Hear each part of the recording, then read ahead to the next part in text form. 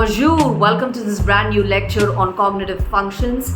Today I'm going to talk to you about extroverted intuition or NE. This is the second part of an 8-part series on cognitive functions. In the first part, I went over introverted sensing or SI. Be sure to watch this video.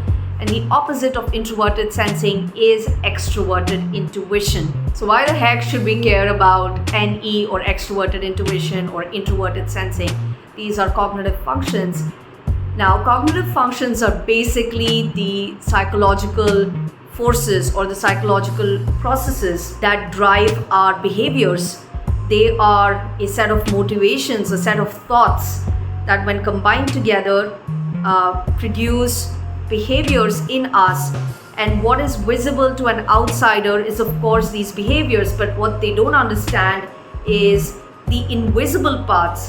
And I want you to be able to spot these invisible forces or these invisible processes, because once you know what functions somebody is using and what functions you're using, you can better understand compatibility. And that's the whole point of this channel. I want you to understand what works for you in a romantic context and what doesn't work for you. And of course, you can extend this to every other social sphere, whether you're seeking friends or acquaintances. You want to be able to identify why you're drawn to certain personalities and what repels you from other personality types. So what makes introverted sensing the opposite of extroverted intuition? Now, introverted sensing is a stabilizing cognitive function. It helps you seek peace. It keeps you grounded. It makes you want to organize your life. It makes you want to set routines for yourself so you can minimize the chaos that is life.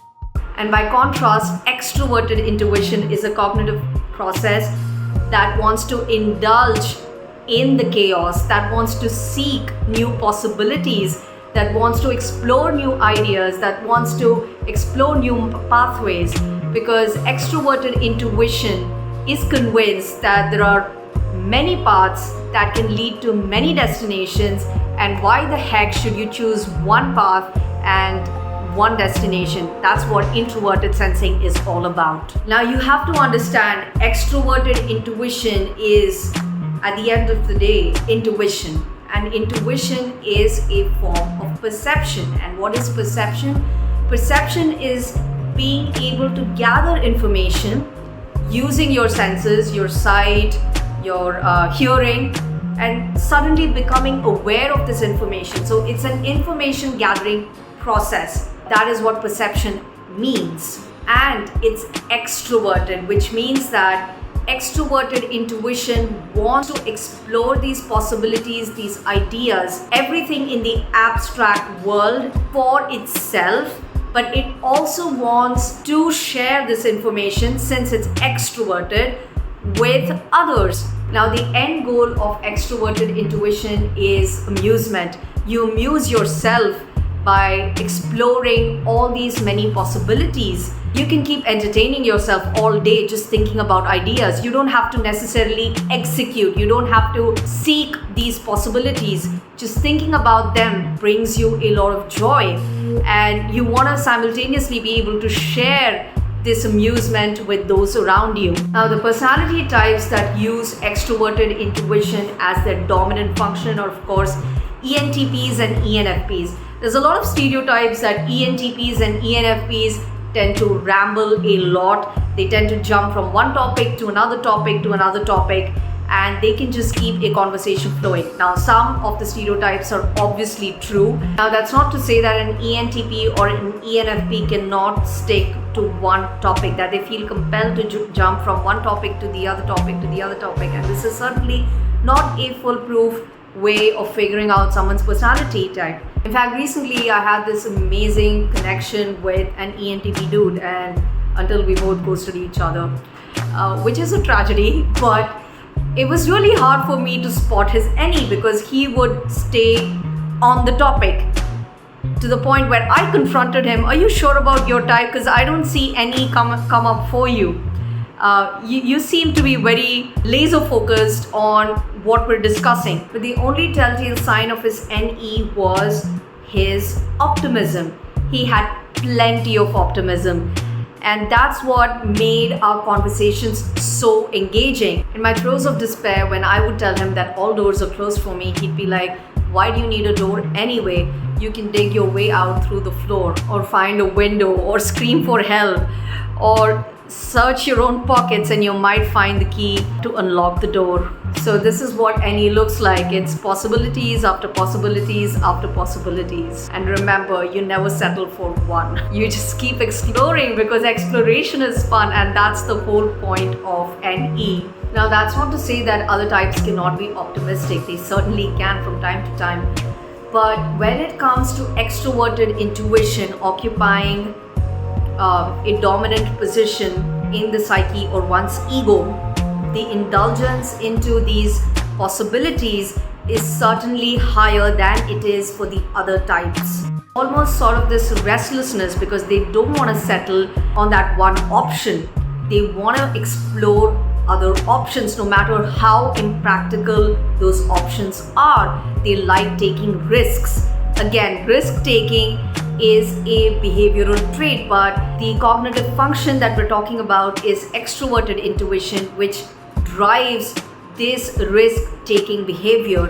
Now, when it comes to risk-taking, extroverted intuitives are very similar to extroverted sensors like ESFPs and ESTPs. Now, the reason why I brought up extroverted sensation or extroverted sensors such as ESFPs and ESTPs is because I want you to be able to understand the similarities between extroverted sensation and extroverted intuition, because they are both perceptive cognitive functions, which means they're geared towards gathering information or becoming aware of information.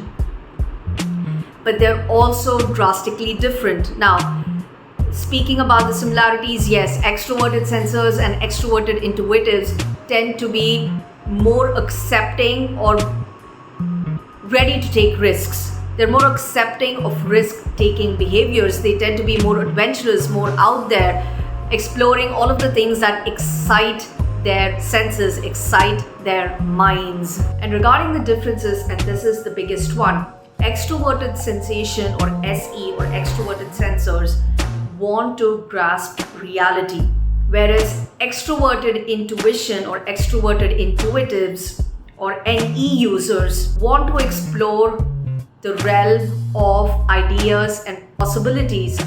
It deals with the realm of the abstract. When an extroverted sensor looks at your eye, they want to study your eye. They want to study all the physical characteristics of your eyes. For example, they want to look at your eyelashes, how big or small your eyes are, what shape your eyes are, all of these characteristics that make you different from somebody else or make you similar to somebody else. An extroverted intuitive or an NE user such as an ENFP or an ENTP is also going to look at your eyes, but they're not going to pay so much attention to the physical properties of your eyes. At some point, your eyes are going to serve as a springboard for many ideas in their minds. For example, they could ask themselves this question: what if Mademoiselle Venus's eyes got bigger than her head? What would happen then? And so this imagination or this indulgence into the imagination is what NE thrives on. So NE users have a tendency to ask a lot of what if questions. Now, coming back to extroverted sensation and extroverted intuition, where extroverted sensation wants to grasp reality or capture reality, all the details that make up reality. Extroverted intuition wants to amass possibilities, wants to indulge in its imagination. Now, what's the point of indulging in your imagination? Of course, it's stimulating for you and you could probably just entertain yourself all day. But the point of it is really, again, coming back to the definition of perception, it is a process which is trying to gather information. Intuition is perception, so it's geared towards gathering information. But what is the point of gathering information? It's also because NE is able to find patterns of similarities between two disparate things.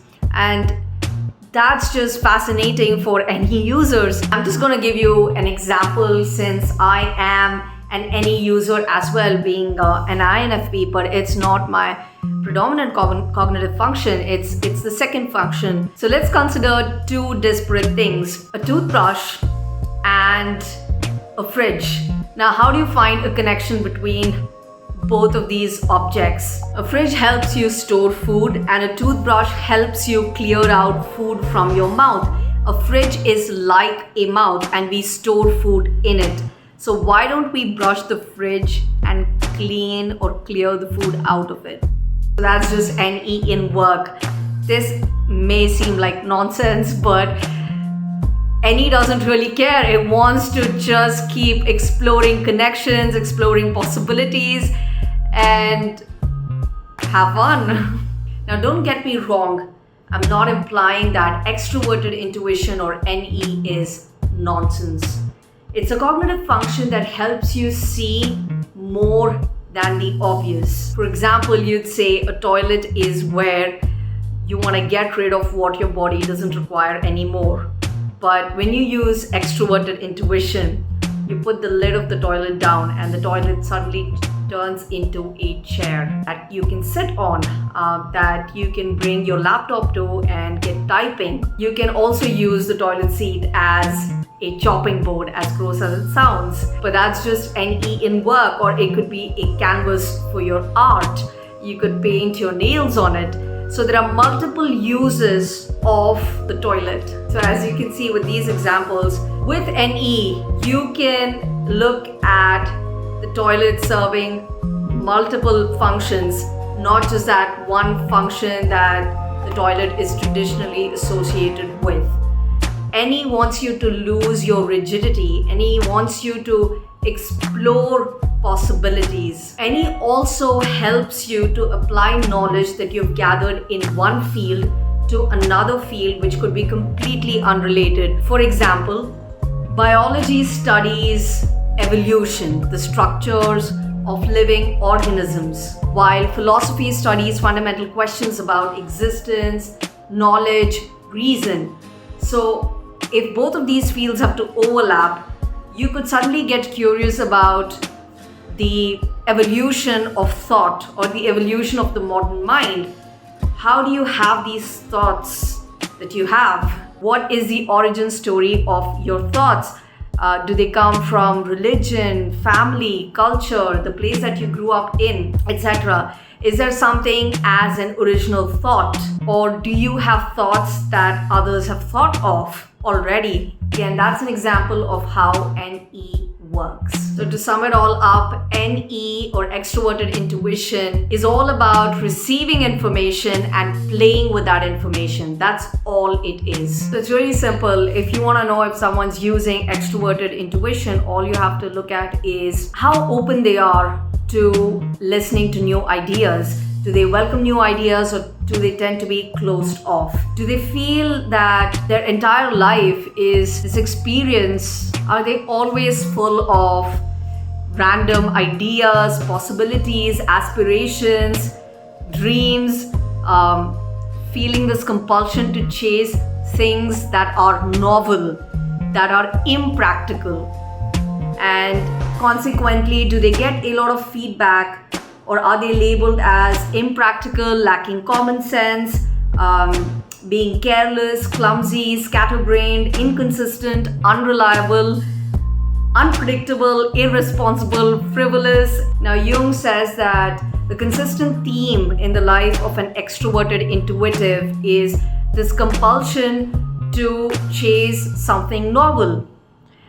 And subsequently, once they've sought this object of novelty, they have a tendency to drop it like hot potatoes and move on to something else. Some signs that someone is not an extroverted intuitive is their resistance to new ideas, to new possibilities, to whatever is impractical.